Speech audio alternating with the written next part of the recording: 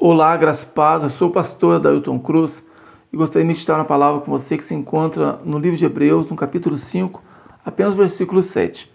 Diz assim: o qual nos dias da sua carne, oferecendo com grande clamor e lágrimas, orações e súplicas, ao que podia livrar da morte, foi ouvido quanto ao que temia. Quando eu estava meditando na palavra de Deus, me deparei com esse versículo, eu vi que o escritor Hebreus, ele estava relembrando, comentando sobre o episódio ao qual Mateus narrou no capítulo 26, do versículo 36 a 46. Os últimos momentos de liberdade de Jesus. Quando ele estava ali no Getsêmani, orando, e ele orou assim, por 3 vezes. Se possível, passa de mim esse cálice, todavia seja feita a sua vontade.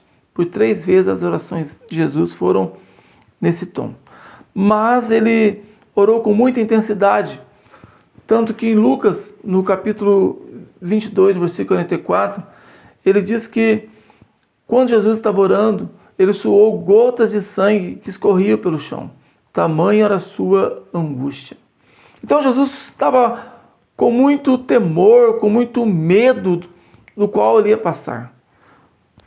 Mas se nós pensarmos que Jesus já nasceu com esse propósito, ele sabia que ele veio como um cordeiro para restaurar, para regenerar o homem que havia pecado e caído. E agora ele estava com muito temor. Mas quando eu li esse versículo e diz que no final que ele foi ouvido quanto ao que ele temia, eu logo pensei, bom, não era a morte, porque sabemos que Jesus morreu naquela cruz. O que Jesus mais temia, então? Qual era o maior temor de Jesus? Se nós analisarmos, ninguém sofreu como Jesus sofreu. Jesus sofreu em todas as óticas possíveis. Jesus sofreu na ótica humana, como carne. Jesus ele foi torturado ali pelos romanos, foi chicoteado, ele foi crucificado, colocaram nele uma coroa de espinho, esmurraram, bateram, forçaram a carregar aquela cruz com as costas toda ferida, toda machucada. Ele sofreu a tal ponto que ele morreu naquela cruz. Mas Jesus também sofreu da ótica, olhando assim pelo lado da alma, do lado das emoções, porque Jesus ele ficou sozinho ali naquela cruz. A mesma multidão a qual Jesus operou milagres, multiplicou pães, ensinou a palavra, dedicou. A mesma multidão agora, na hora de escolher, escolheu para libertar Barrabás. Eles gritavam contra Jesus, crucifica, crucifica. Jesus se sentiu ali sozinho naquela cruz. Pedro o negou, Judas o traiu, os outros discípulos fugiram. Jesus estava sozinho ali naquela cruz. Emocionalmente falando, estava ferido, sozinho, triste, angustiado. Mas Jesus também sofreu espiritualmente falando, porque todo o pecado de toda a humanidade, desde Adão até a consumação dos séculos, tudo estava sobre Jesus. Dá para imaginar como o Senhor estava oprimido. Jesus estava sozinho ali, devido a todo esse peso desse pecado sobre ele. Quando Jesus estava crucificado, a última oração de Jesus, Jesus disse: meu Pai, por que o Senhor me desamparou? Jesus estava sozinho, espiritualmente falando. O Pai o havia desamparado devido ao peso do pecado que estava sobre ele. Ninguém sofreu dessa forma. Eu até pensava que Pedro, embora isso não esteja na Bíblia, mas a tradição vai ensinar sobre isso, Pedro, ao ser entregue para ser crucificado pelos romanos, ele disse: eu não sou digno de morrer como meu mestre, me crucifique de ponta cabeça.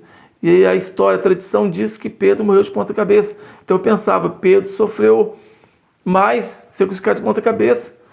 Mas quando nós olhamos esses aspectos, Pedro não estava sozinho. Jesus falou: eis que estou convosco até a consumação do século. Pedro estava sentenciado por Roma, mas o Espírito de Deus estava com Pedro. O Senhor estava com ele. Diferente de Jesus, que estava sozinho. Mas, então, qual era o grande temor, então, de Jesus? Qual era o medo de Jesus? Se nós olharmos a oração que Jesus fez ali no Getsêmani, por 3 vezes, já que ele diz, né? Se for possível, passa de mim esse cálice, mas todavia seja feita a tua vontade. E Hebreus 5,7 vai dizer que ele foi ouvido quanto ao que ele temia. Nós, quando nós queremos destacar algum texto, nós sublinhamos, igual eu fiz na minha Bíblia, eu escrevi de amarelinho para mim chegar para destacar, ou escrevemos com letras maiores, mas os judeus, quando eles querem dar destaque num texto, eles repetem o texto por várias vezes, mostrando que aquele texto é importante. Então Mateus, ao relatar a oração de Jesus, ele escreve por 3 vezes, que não seja feita a minha vontade, mas a sua vontade. O maior temor de Jesus era não fazer a vontade do Pai.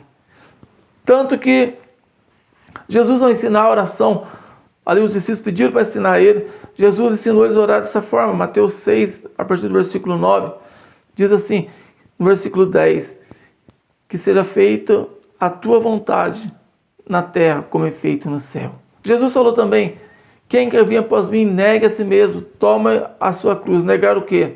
Negar a sua vontade e siga-me. Muitas vezes a nossa vontade, o nosso eu, a nossa carne, não vai querer sujeitar a vontade de Deus por não entender os planos, por não entender os desígnios.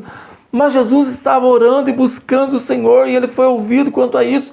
Ele estava buscando se fortalecer em Deus, para que ele tivesse força para vencer a sua carne e se entregar completamente à vontade do Pai. E nós temos que orar também, nós temos que buscar o Senhor dessa forma, porque se nós não orarmos, se nós não meditarmos na palavra, nós não vamos ter força para negar as vontades da carne, a concupiscência dos olhos, não vamos ter força. Nós temos que estar orando e buscando a Deus, falando, Senhor, me ajuda a viver a tua vontade, porque a palavra de Deus vai nos mostrar vários exemplos de homens e mulheres que sofreram, porque estar no centro da vontade de Deus muitas vezes significa estar fora do centro da nossa vontade. Nós vemos, por exemplo, José. José foi levado para o Egito contra a sua vontade, mas era a vontade de Deus. Gênesis capítulo 42, versículo 21, vai retratar isso, seus irmãos falando, olha, nós vimos a angústia a qual José estava quando ele pedia para nós não o vendermos. Angustiado, mas era a vontade de Deus. Ana ficou sem ter filhos por muito tempo, e Penina tendo filho todo dia. E a Bíblia vai dizer que o próprio Deus havia cerrado a sua madre, não era tempo ainda, era a vontade de Deus que ela não tivesse filho naquela época. Nós vemos Ezequiel, Daniel sendo levados cativos para a Babilônia contra a sua vontade, mas era plano de Deus, era a vontade de Deus. Quem sabe você que me ouve, talvez você não está vivendo a forma a qual você queria, ou do jeito a qual você queria, mas o Senhor tem planos e propósitos na minha vida, na sua vida. Nós vemos Paulo, ele dizendo que ele orou ao Senhor por 3 vezes para tirar aquele espinho da sua carne, que na verdade não era um espinho, era tipo um pedaço de madeira que o transpassava, no sentido figurado, é lógico. Mas ele orou ao Senhor, o Senhor falou para ele, não vou tirar, a minha graça te basta. Não era a vontade dele, era a vontade de Deus. Mas mesmo com aquele espinho na sua carne, ele realizou 3 viagens missionárias, fundou a igreja por todas as partes, escreveu várias epístolas, a qual nós usamos até hoje, porque a vontade de Deus é maior e melhor do que a nossa. Nós temos que viver a vontade de Deus. Então nós temos que orar e falar, Senhor, ajuda-nos a viver a tua vontade, a aprender com Jesus. Então o maior temor do Senhor era não fazer a vontade de Deus. Amém? Que Deus abençoe a sua vida. Se inscreva no canal, curta esse vídeo para que o YouTube entenda que ele tem conteúdo e possa enviar para mais pessoas. Amém? Que Deus te abençoe em nome de Jesus.